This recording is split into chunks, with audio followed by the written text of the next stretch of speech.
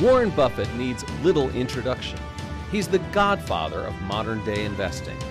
For nearly 50 years, Buffett has run Berkshire Hathaway, which owns over 60 companies like Geico and Dairy Queen, plus minority stakes in Apple, Coca-Cola, and many others. His $82.5 billion fortune makes him the third richest person in the world, and he's vowed to give nearly all of it away. The Oracle of Omaha is here to talk about what shaped his investment strategy and how to master today's market.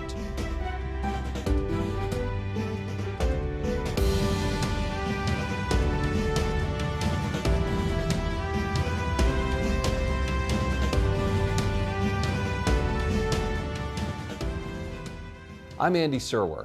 Welcome to a special edition of Influencers from Omaha, Nebraska. It's my pleasure to welcome Berkshire Hathaway CEO Warren Buffett. Warren, welcome. Thanks for coming. So let's start off and talk about the economy a little bit. And obviously, we've been on a good long run here. A very long run. And yet, does that surprise you? And what would be the signs that you would look for to see that things were winding down? Well, I look at a lot of figures just in connection with our businesses. I like to get numbers. so I'm getting reports in weekly in some businesses. But that doesn't tell me what the economy is going to do 6 months from now or 3 months from now. It tells me what's going on now with our businesses. And it really doesn't make any difference in what I do today in terms of buying stocks or buying businesses, what those numbers tell me. They're interesting, but they're not guides to me. If we buy a business, we're going to hold it forever. So we're going to have good years, bad years, in between years, maybe a disastrous year some year. And we care a lot about the price. We do not care about the next 12 months. But are you surprised at how long this economy has been expanding? I've been surprised by all kinds of things in the last 10 years about the economy. I mean, I don't think there was any economist I've ever read that talked about negative interest rates for long periods of time. I mean, if you go back and read Keynes or you read Samuelson, you read any of them, they do not get into a negative rate environment. I think now there's still 11 trillion that's of government debt around the world that's at a negative rate. So we've never seen it before, and we've never seen, at least the conventional wisdom on a sustained period of long and growing deficits while the economy is getting better, extremely low interest rates, and really very little inflation. So something different is happening, but something different happens all the time. So, and that's one reason economic predictions just don't enter into our decisions. Charlie Munger, my partner, and I, in 54 years now, we've never made a decision based on an economic prediction. We make business predictions about what individual businesses will do over time, and we compare that to what we have to pay for them. But we have never said yes to something because we thought the economy was going to do well in the next year or 2 years, and we've never said no to anything because we were right in the middle of a panic even if the price was right. All right, so you don't pay much attention to the dismal scientists then, I guess. Well, I pay none in the sense of as a guideline to doing anything. It's entertainment. I mean, it's like going to a variety show or something like that. But and I just don't know of any economist that actually has bought businesses successfully or done well in stocks. Paul Samuelson did. And you may know he was a big shareholder of Berkshire. but it's, they make guesses, and there's so many variables. I mean, in the hard sciences, you know that if an apple falls from a tree, that it isn't going to change over the centuries because of anything or political developments or 400 other variables that go in. But when you get into economics, there's so many variables, and the truth is you've got to expect good times and bad times in business. And if you were to buy an auto dealership and you're, wherever you live locally, or a McDonald's franchise or anything like that, you wouldn't try and time the purchase. You'd try and make the right purchase at the right price, and you want to be sure you got a good business.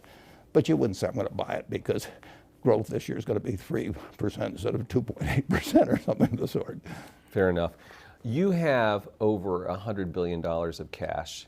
at Berkshire does that. Berkshire. Yeah. No, well, I don't even see how much Yeah. you got. Maybe you do. Berkshire has over $100 billion in cash, and you say that you always want this company to be a fortress. So how much cash should an ordinary investor have on a percentage basis, do you think? It depends on their personal situation. If you're working in something where you're living off your paycheck from week to week, you want to have a little cash around, and you certainly don't want to have a credit card that's maxed out or anything like that. But if your house is paid off, if you don't have big living expenses, you got a portfolio of decent diversified businesses, you don't really need any cash.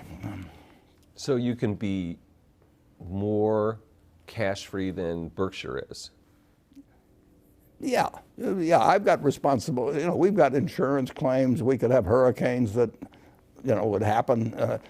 All kinds of things where we might have to pay out billions of dollars. And I've got over 1 million people that own shares that are counting on me to run the place so we get through periods like that.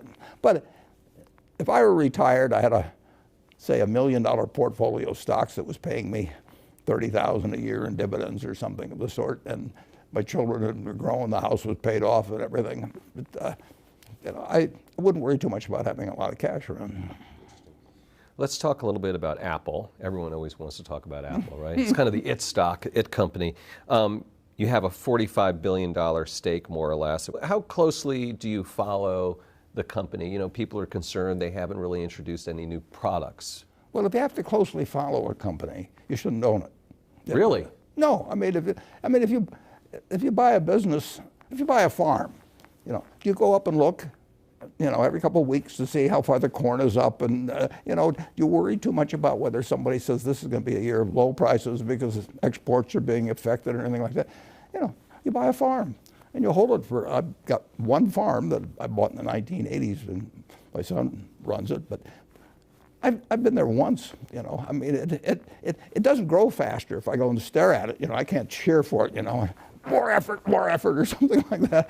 And I know there's going to be some years when prices are going to be good and some when the prices aren't going to be good. I know there's years when yields will be better than others.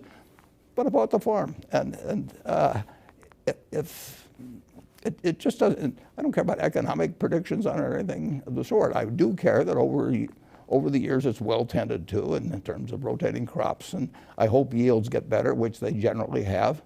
In fact, that farm 100 years ago would have probably produced 30 bushels, maybe 35 bushels of corn per acre. And now in a good year, it'd be 200. We've really made progress in this country. That's one reason commodity prices, if you go back a couple hundred years, they've moved so little, is because we've just gotten better and better at whether it's cotton or whether it's corn or soybeans or all kinds of things. And you and I have benefited from that. And so Apple is kind of like a farm.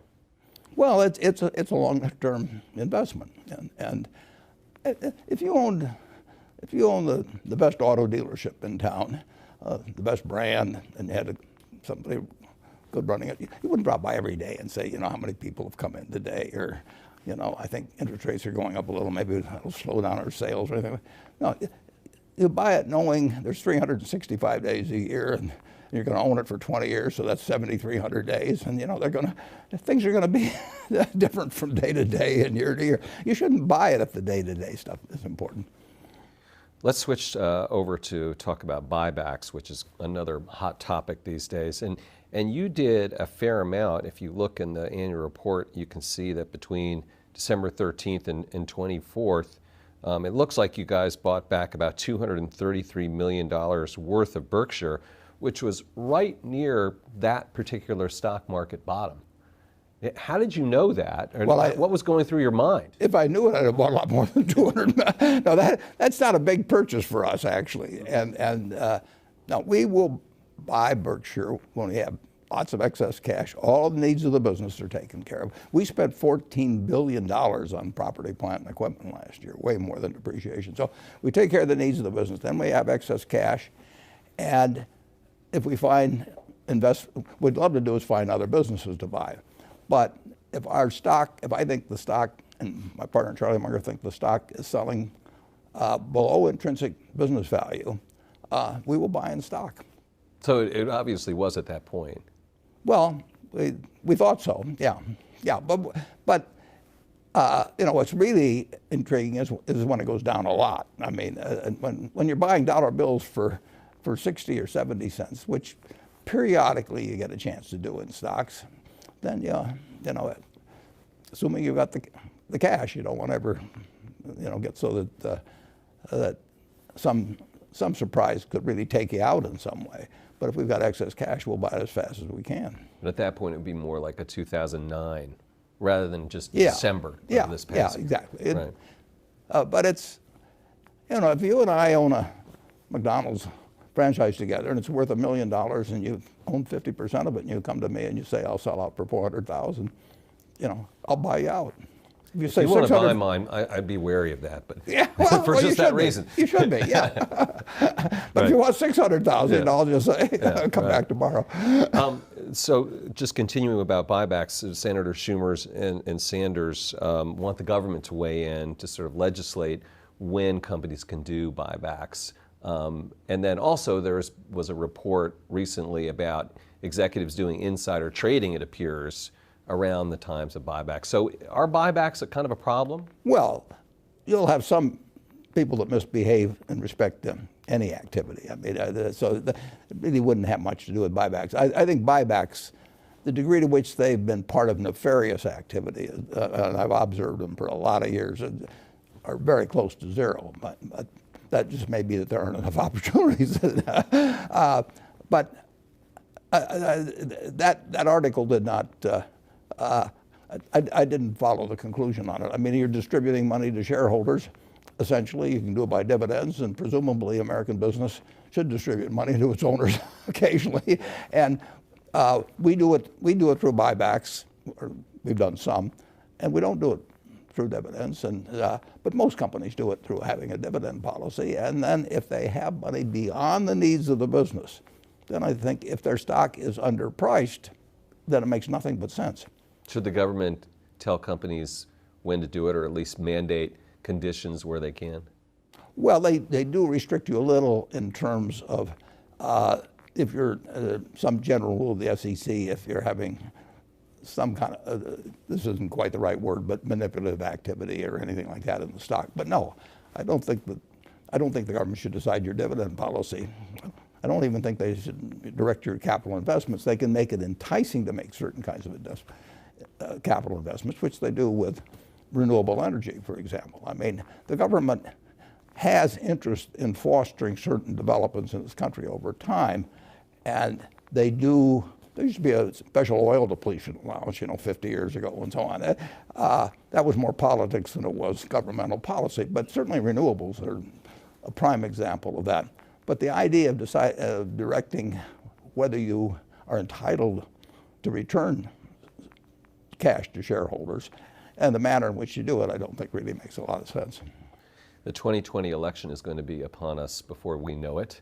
And I know that you had some nice things to say about Mike Bloomberg, but it appears he is not going to be running now. Yeah, it's hard to win with just a billionaire vote. Yeah. You would have your vote and a few others. That's funny. But I admire him enormously. I wish he had run. I want to be very clear on that. President Trump was a business executive. So 2 questions. Is a business executive the right kind of person to be president?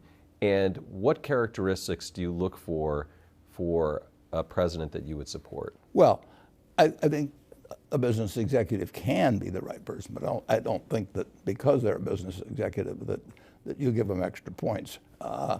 And number one, I want a president that wakes up every morning and realizes that the greatest threat to a country which has got all kinds of things going for it are weapons of mass destruction, and that we live in a world where people, organizations, and occasionally countries could have people that would like to wipe out a large percentage of the American people, or maybe other countries as well, and that you now have capabilities, which I always thought until recently I classified as nuclear, chemical, and biological, but I think you have to add cyber now. If you have some evil genius someplace that for crazy reasons, just like happened with anthrax back You know, who knows what motivates somebody that starts sending anthrax out in letters. And if you have somebody that thinks that it'd be great to send a false alarm to the Russians and to the U.S. that the other side was launching or something of the sort, you know, it's a very, very dangerous world. It's a wonderful world, but it has dangers now that started in August of 1945, and when Einstein said, you know, this changes everything in the world except how men think. So I want a president that has that same filter, that all of these other things are important, but protecting the country and reducing the chance of successful use of weapons of mass destruction against us is the #1 job. And I think most of the presidents, I've talked to a couple of them about it over the years, and I really think that they do realize that they may get lost in the events of every day as they go along. And then beyond that, I want a president that has 2 objectives with the economy. One is to make sure that this marvelous goose we have keeps laying more golden eggs. And then I want a president that also feels that if GDP is $60,000 per capita in the United States, that nobody should get left behind. We've got a market system that works marvelously in turning out more goods and services, better ones, year after year. Done it all through my life. Would you ever talk to a candidate and say, hey, what do you think about these 3 things? Well, they'll tell me what I want to hear in most cases. So I want to hear what they tell people who disagree with them on the subject. I always like to ask a candidate, they usually finesse me some way or another, but I say, what are you for that the majority of your followers are against? You know, I know you really believe in that, you know, and that's really the test, but I'm not sure that, except under some kind of sodium pentothal or something, you're going to get a great answer to that question. That's great, but that's the question you ask the presidential candidates or presidents that you would speak to. If I really want to get, and that's why Bernie Sanders was so successful. I mean, 90% of the people who voted for Bernie Sanders had probably not heard of him 2 years earlier, but they felt they knew exactly what he would do. I mean, they felt he was authentic. And if you asked him, you know, what he was for that most people might be against, he would tell you, you know. A few questions about Kraft Heinz. Was that a mistake? Well, we'll find out over time. But we did pay too much, in my view, for Kraft. We didn't pay too much for Heinz.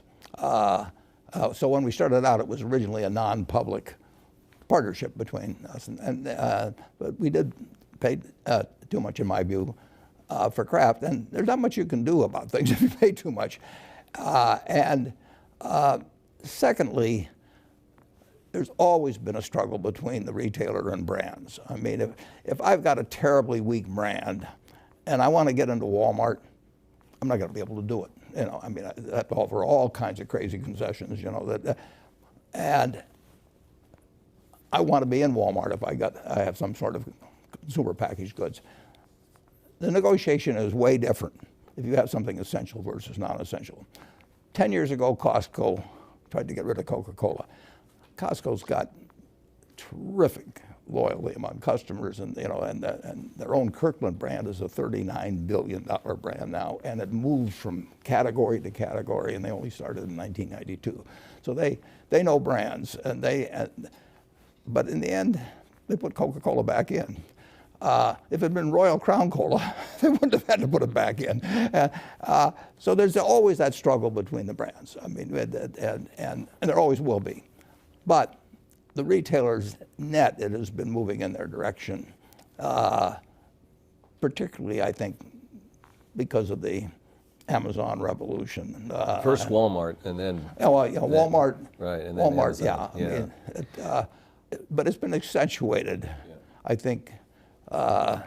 We have a new retailing environment now. I mean, it isn't like it goes from night to day, but it moves somewhat. And brands that people have spent billions of dollars developing and sponsoring TV shows or sponsoring radio shows in the old days. I mean, Campbell's Soup was always on there with Jack Benny or something, you know, when I was a kid, and it was big. And it built brands, and people obviously like the product too.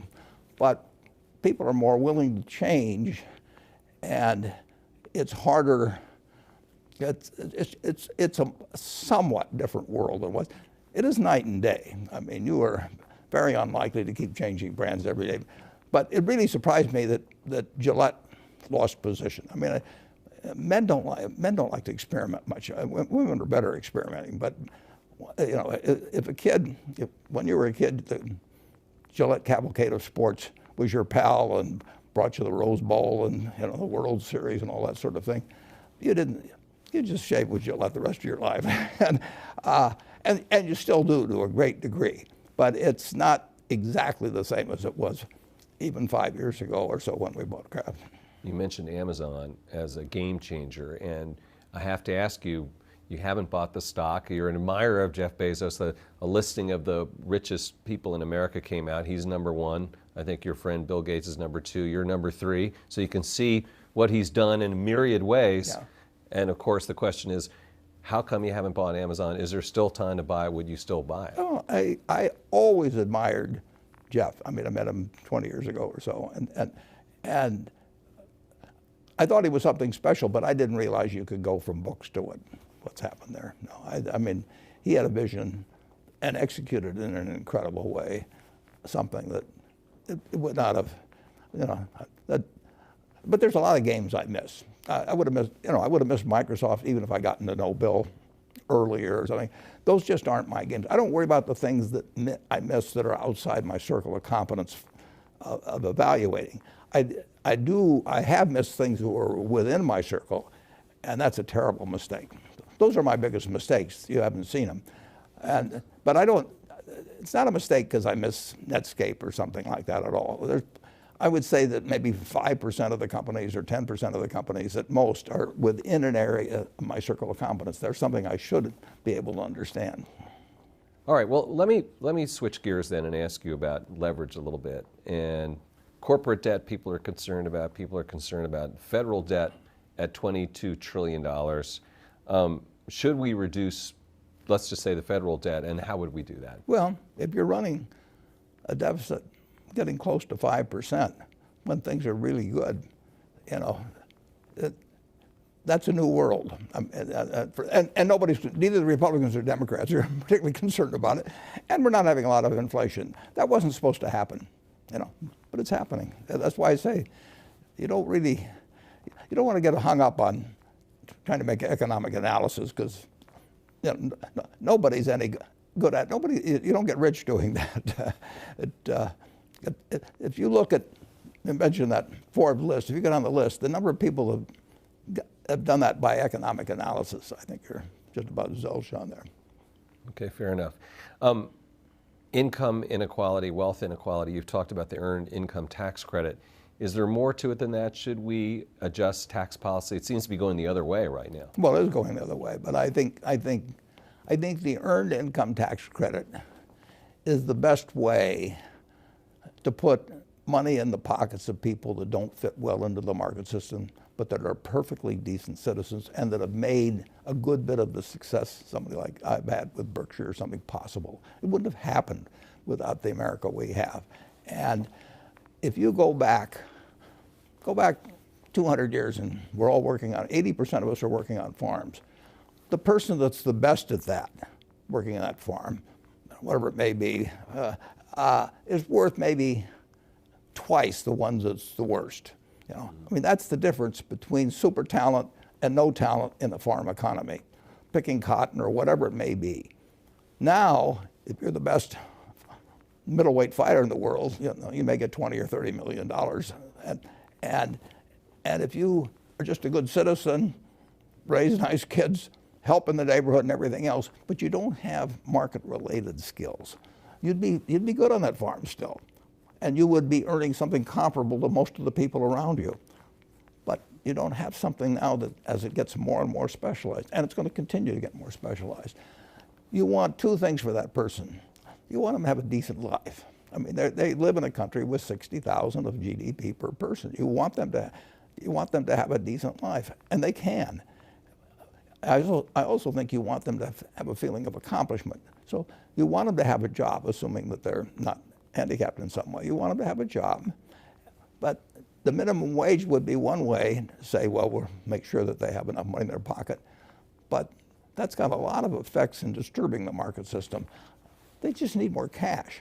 They don't need a higher wage, they need more cash in their pocket. And the government, at a relatively low cost, can provide a decent living for anybody that's working 40 hours a week and has a couple of children. And we've gone in that direction, and it's sort of bipartisan. I mean, you find both Republicans and Democrats for it. I think it would be better not to have one annual payment, you know, that they get it monthly. And I think there's various things you could do, but you want them to feel part of the system, and you want to have them get, as more and more of these golden eggs are laid, you want them to get a little more of their share. I mean, if we don't do that and the Democrats win, it's possible we get, you know, big taxes on wealthy people, free college for all, and those are bigger plans. You want more money in the pockets of everybody that's willing to work or is unable to work. And we can do it. A rich family would do that. You know, if I had 6 or 7 kids and I had some business I wanted to pass on, you know, you'd pick the most able person to run it because that's the market system to do that. But you'd make sure that all 7 of the family participated. You'd give more to the one that didn't. You might give more to the one that kept producing the golden eggs. You would, but you wouldn't just say to the the one at the lowest end, who might be the best kid of all in most respects. You know, he's the one that shares with everybody and does all kinds of things. You know, and you wouldn't say to that him or her that, you know, too bad, but that's just the way the market system works. You know, that, go have your spouse get a job and, you know, and look for housing someplace. Right. Why don't we do an update about the healthcare initiative, which now the company has a name. Yeah, Haven. Was that your idea? No. Sometimes I didn't worry about a name. We could have gone on as a no-name operation for 10 years, as far as I'm concerned. No, that is, we got a wonderful partnership in the sense that it's large and has reasonable market muscle with more than 1 million employees among the 3 of us. We've got 3 CEOs that can make things get done in organizations that are so big that normally they would get very bureaucratic. You know, I mean, you know, if you tried to do this with many big companies, you'd have legal weighing in, and you know, and public relations weighing in. We don't have any of that stuff. They may have them in certain areas, but I don't have to. But Jamie isn't going to worry about doing that sort of thing, and neither is Jeff. So we've got a unity of commitment and an ability to execute on the commitment. The only problem is, you know, you've got a $3.4 trillion industry, which is as much as the federal government raises every year, that basically feels pretty good about the system. As we went around talking to people to find a leader for the group, for example, you know, everybody says, you know, the system, you know, it turns out very good medicine, but you can't go from 5% of GDP to 18, you know, without really making you less competitive, among other things in the world. So everybody thought the system needed some adjustment, just not their part of the system, and that's very human. I do the same thing, I'm sure, if I was in the same place. So there's an enormous resistance to change, while a similar acknowledgement that change will be needed. And of course, if the private sector doesn't supply that over a period of time, you know, people will say then, you know, we give up, we got to turn this over to government, which will probably be even worse. How often do you talk to Jamie and Jeff about it? I know Todd Combs, I think, is your point person. Todd really does all the work at our budget. If this works, give Todd 100% of the credit from the Berkshire standpoint. Does Haven have to buy companies to gain expertise? And what do you?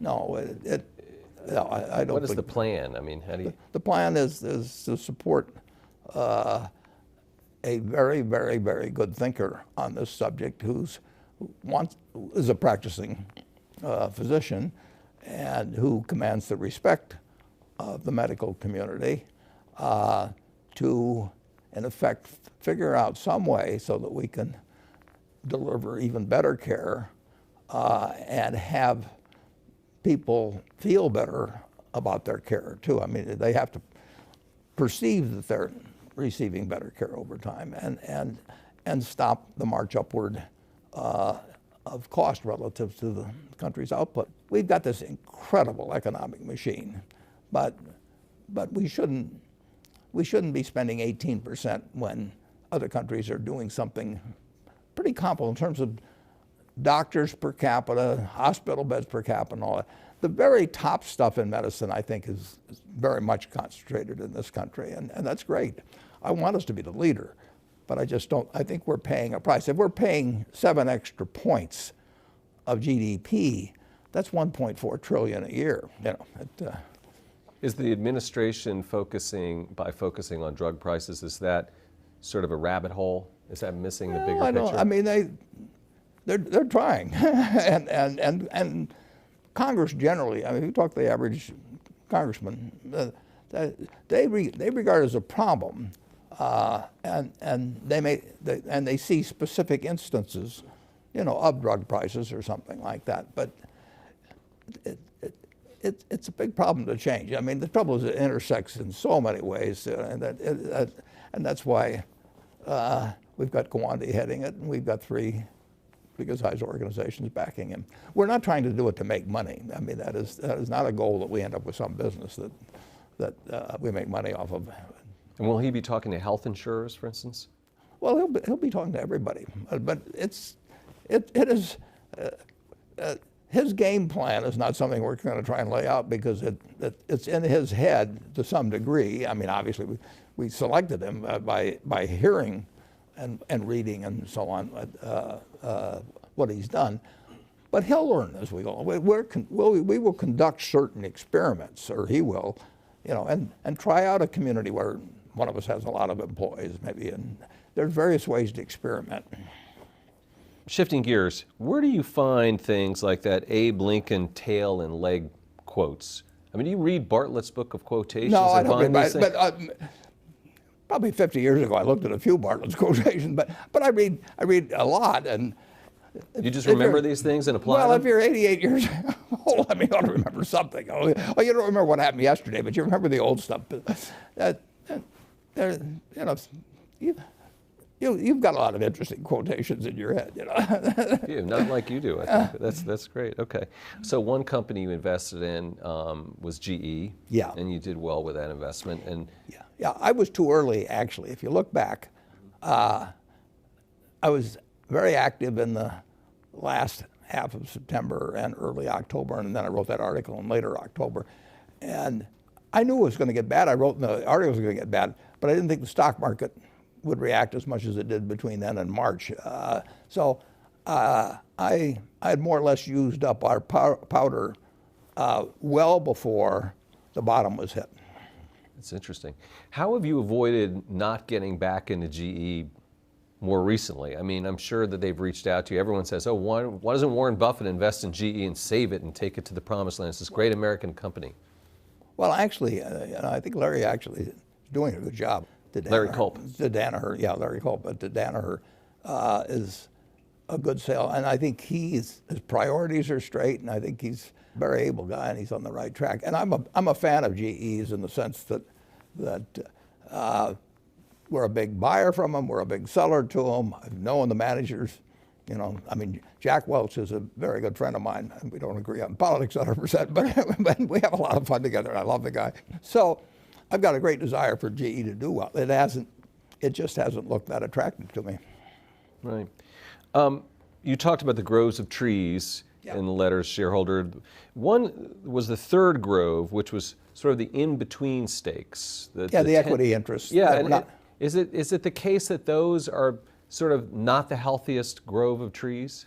And why would that be? No, those Pilot Flying J is very, you know, they're companies that under GAAP accounting, we have to record under an equity method. We own more than 20%, but we don't control them. And so it's treated under GAAP accounting as a special category, and it didn't fit well in the other grove, so I had to make it a separate grove by itself. It's not that significant a grove.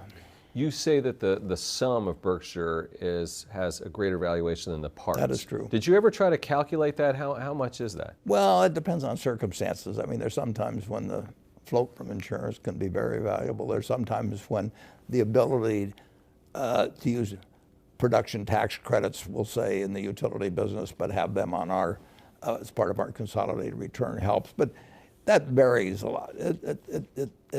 But it is a plus. We can move capital. Well, take a business like See's Candy, which we bought 40 odd years ago. It's a wonderful little business. It throws off capital. We've tried 50 different ways to expand geographically, do all kinds of things. It doesn't work. And we'll try it again and it won't work. But we can move that capital to help buy the NSF Railroad or do all kinds of other things. So we've got a seamless and tax efficient way of moving capital where it's needed. And we've got some companies that really chew up capital, and we got others that kick it off, and we can move it from one pot. If you try to do that with your investments, you incur some taxes as you go along doing it, and it's less efficient than what we've got.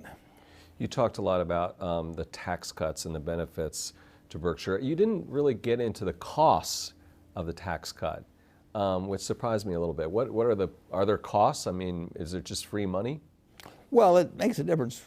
The tax cut we get, for example, our utilities, as I mentioned in the report, that goes to the customers. That's just the nature of utility regulation. But net, we were a significant beneficiary from the tax cut. I mean, basically, let's just say we had one class of stock. We got two, but stock.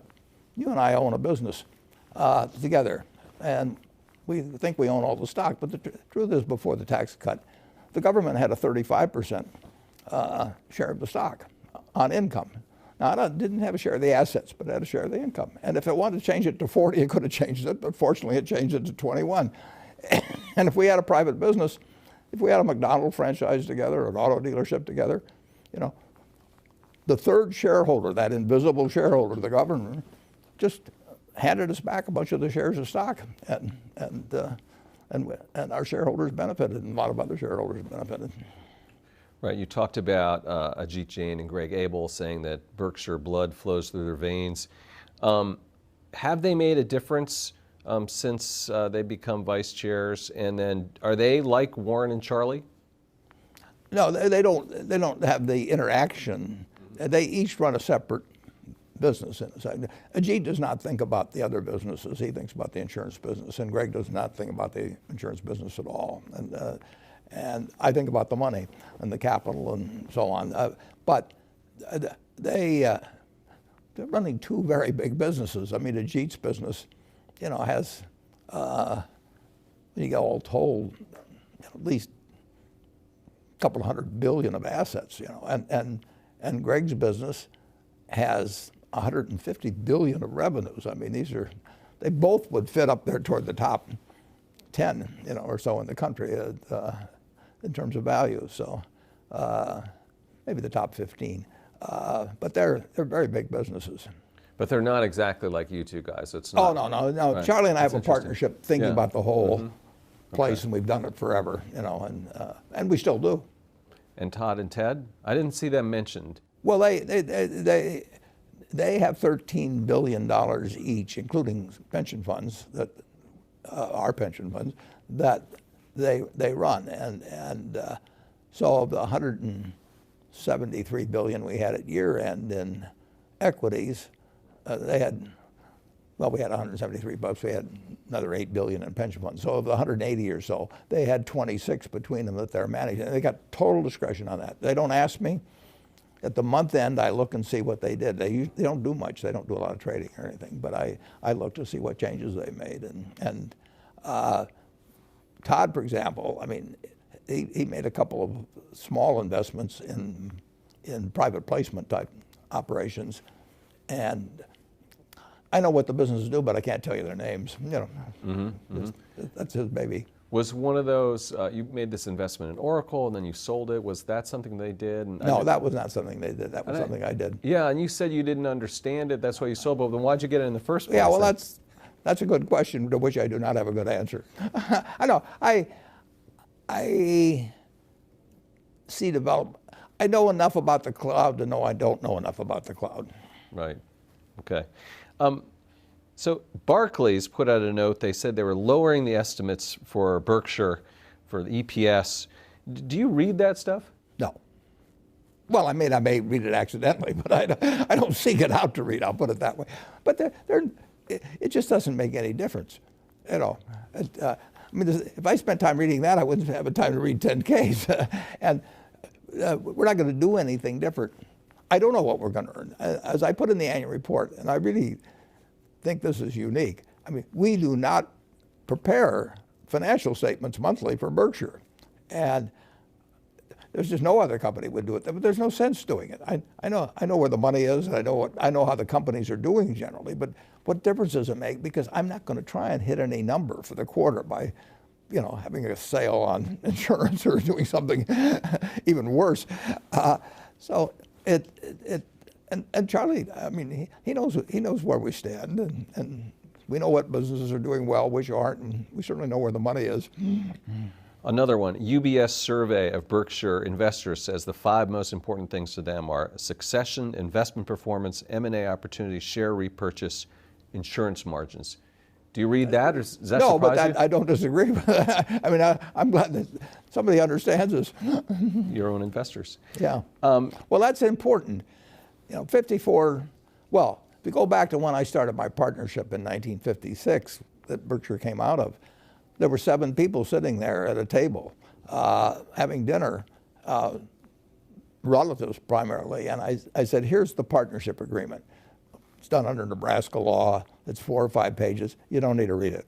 But I said, here's a little half-page, what I call the ground rules, and I want you to read these, and if you feel okay about that, about the interaction, what the expectations are, and all of that sort of thing, then we'll join forces. And if you don't, it's fine. Other people have, you know, but we shouldn't be partners. I mean, you know, if I'm going to have a partnership with somebody, I want it to be compatible. It is, you know, and when you have a public company, you can't control who comes in. I can't control some guy that comes in and thinks we're going to pay big dividends or split the stock or something like that.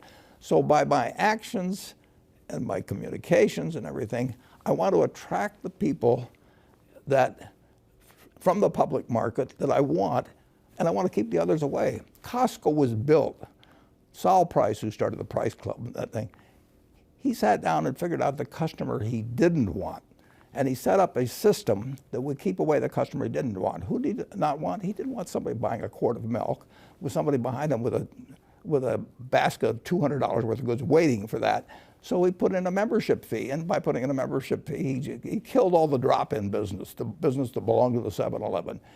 We want Berkshire to keep out people who have expectations about us that are different than ours. I mean, good for them, and I hope they find somebody they fit. But if you're going to run a church, you want your seats to be filled by people that are generally want to listen to your form of religion. And you don't want it to change every week and say, gee, I need a new group, and I'll go out and talk to a bunch of investors and get them to come to my church this Sunday. Because there's only so many seats in the church.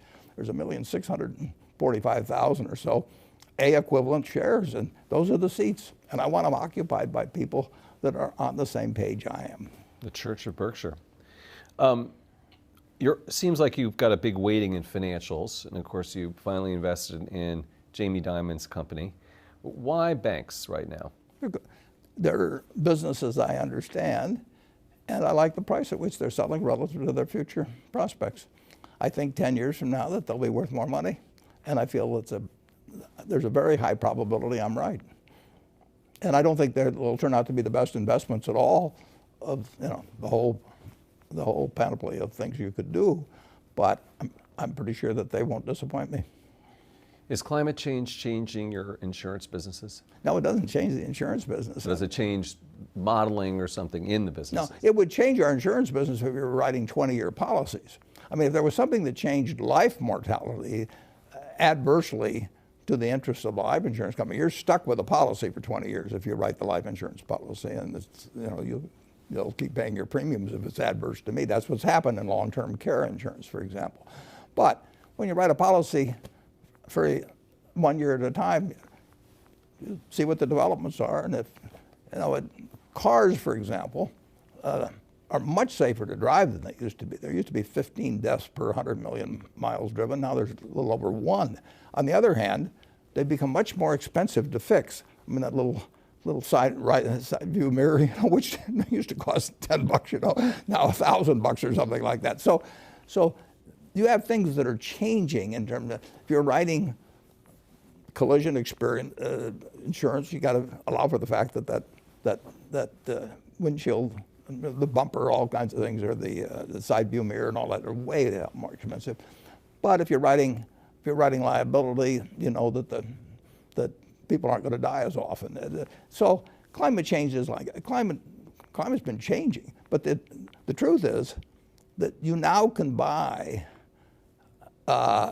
really big catastrophe limits cheaper than you could buy them in 2005 or thereabouts, allowing for changes in the dollar and concentration of population. So far, rates have come down. That's the reason we've gotten out of the cat business to a great degree. We were a very big writer of cat business 10 or 12 years ago. We aren't out of the cat business because of climate change. We're out because the prices aren't right. And the world will change, and that's got very serious consequences, but it won't change that much from year to year. That, we've done very well during a period of some climate change. You've talked about technology advancing faster than our ability to understand it. And I'm wondering if social media and Facebook and Google and Russian trolls coming in, and is that maybe an example of that? Or are you still worried about that problem? Well, I think cyber poses real risks to humanity, forgetting about the problem of even misinformation. I'm just thinking of, we have railroads running over 22,000 miles of track, and some of them are carrying ammonia, and some of them are carrying, chlorine and things. We have to carry them. We have no choice about that. We're required by law to carry them. And I would rather do that in a non-cyber world than a cyber world. And there are all kinds of things.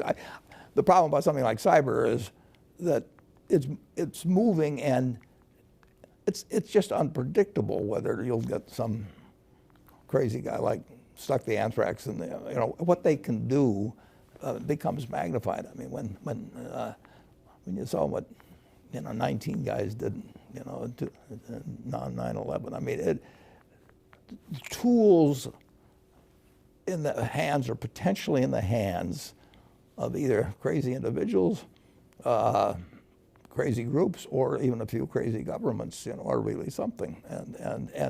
And we don't necessarily know what all the tools they have are, and that is moving all the time. I mean, again, Einstein said, I know not with what weapons World War III will be fought, but World War IV will be fought with sticks and stones. I mean, it's a dangerous world. I don't know if you've been following this, Warren, but what do you think of Elon Musk's behavior as a CEO? Well, I think it has room for improvement. Now, he and he would say the same thing. I mean, it's just some people have a talent for interesting quotes, and others have a little bit more of a blocker up there that says this can get me in a problem. But he's a remarkable guy. But I just don't see the necessity to communicate. I think I've got 7 tweets because a friend of mine signed me up for it, and she's called me about 100 times saying, can I tweet this or that? And I've said yes to her 7 times, I guess, or something like that. I've never actually written one myself. I don't even know how to do it. Have you talked to Elon ever? He joined the Giving Pledge, so once or twice, but that's a lot of years ago. 7 or 8 years ago. He hasn't come to our annual gathering, so I haven't seen him for 7 or 8 years. So let's talk about this trade war that's been going on a little bit with China. And I guess I'd like to ask you, do you think that Donald Trump was right in calling out the Chinese government and basically putting them on notice? I won't have any comment on that. In terms of political activity, I don't put my citizenship in a blind trust. So when the election comes around, I'll do something. On the other hand, people will interpret things I say about any any president, as to some extent coming from Berkshire, and they don't come from Berkshire. I'm just an individual, so I think I'm glad to talk about China, but I can't talk to you about that part of it. Fair enough. I mean, do you think there was room for improvement then in terms of the trade relationship between China and the United States? Well, I think that China and the United States absolutely are destined to be the superpowers, beyond my great-grandchildren lives, and will always be competitors, and will be competitors in business, we'll be competitors in ideas, all kinds of ways. And there's no other way it would be. And we just have to make sure that competition doesn't get us to a point where we don't realize that the best world is one in which both the United States and China prosper. I mean, we do not want to have an island of prosperity in the rest of the world, envious of us in a nuclear age. And China doesn't, Russia doesn't. I mean, we all recognize the dangers of letting competition get out of control and become, you can be competitors without being enemies. And that's what all powerful nations have to realize over time. I mean, it's different than 200 years ago when you could have some dominant country, and then they may have done some things that you didn't like, but it didn't threaten the existence of the world. You really threaten the existence of the world, as we know it, if important countries do not constantly recognize that they can compete, they can fight over certain things, but they can't regard it as essentially the equivalent of war. Here's a question from Kevin Chen, who is a Berkshire shareholder and an NYU professor. And he says, and this is sort of along the lines of what you were just saying, Warren, but do you think that U.S. and China will be able to resolve their differences, or are conflicts unavoidable? Well, I don't think conflicts are unavoidable, but I think it has to be active thinking on the part of every hugely powerful country.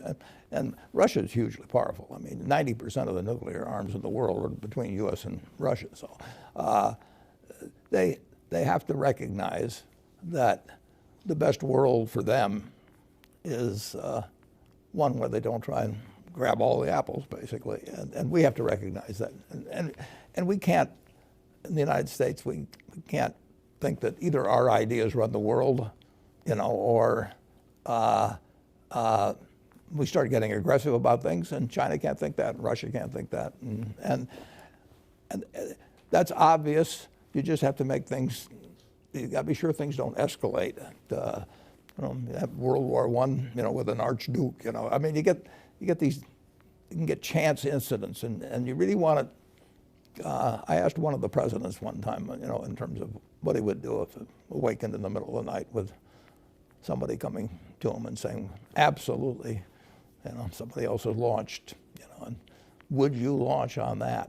And you've got 10 minutes to decide. And I wouldn't want to have that responsibility, but you want to make sure you don't get to that point. Right, right. Would you ever make a big acquisition in China? And if not, aren't you missing a huge portion of the world? Yeah, the answer is we would. Yeah, we would. Have you looked? We've been made aware of some things, yeah. Are you concerned, on the flip side of the coin, are you concerned that the rule of law is different, that the accounting might be opaque? Well, I'd want to be sure I understood the accounting, obviously. Some businesses that'd be easier to do than others. But I know the laws, the customs, the accounting, the people better in the United States than any place else. So there's some small hurdle in many countries to get over, which I can get over. I mean, but I just don't. It's just not as easy as looking at something where I already know the answer, from previous transactions or something of the sort. So it's easier to make a big acquisition in the United States. I have to do more work if I'm looking beyond the borders. But I love the idea of doing it.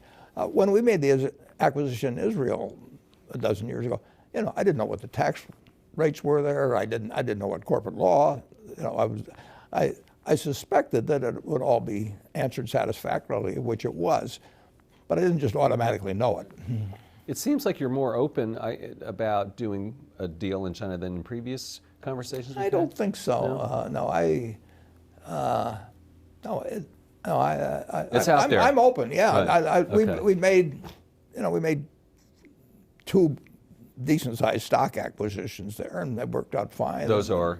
Well, PetroChina and BYD. BYD, yes. Yeah, BYD was Charlie's, but Right. Charlie's Yeah. very well versed on China. Right. But, The U.S. trade deficit has been widening, and of course, a lot of that has to do with our trade with China. Is that something that worries you? well, I wrote an article about it for Fortune and the trade situation many years ago, and when our deficit got to be large in relation to GDP. I don't think it's essential to have a trade balance, but I think that if a trade deficit gets large and it looks like you have no way out from it, that can be a real problem over time. I mean, you're shipping little pieces of paper to the rest of the world, and they're shipping you goods. I mean, people are working, making underwear or shoes someplace, and they get little pieces of paper from us. And it gets very tempting if you've done that enough to make sure that those little pieces of paper aren't worth very much over time when they want to cash them for something. So you don't want to have, we don't have any problem running trade deficits, but if we ran really large ones and we sort of worked ourselves into a box where we didn't really have a solution to get the numbers down, it could be a problem. And I wrote about it one time, but it's kind of a nice thing, actually. I mean, wouldn't you like to have something where you just send out little pieces of paper and somebody keep supplying you with your food or your, whatever. I'm living it. Right?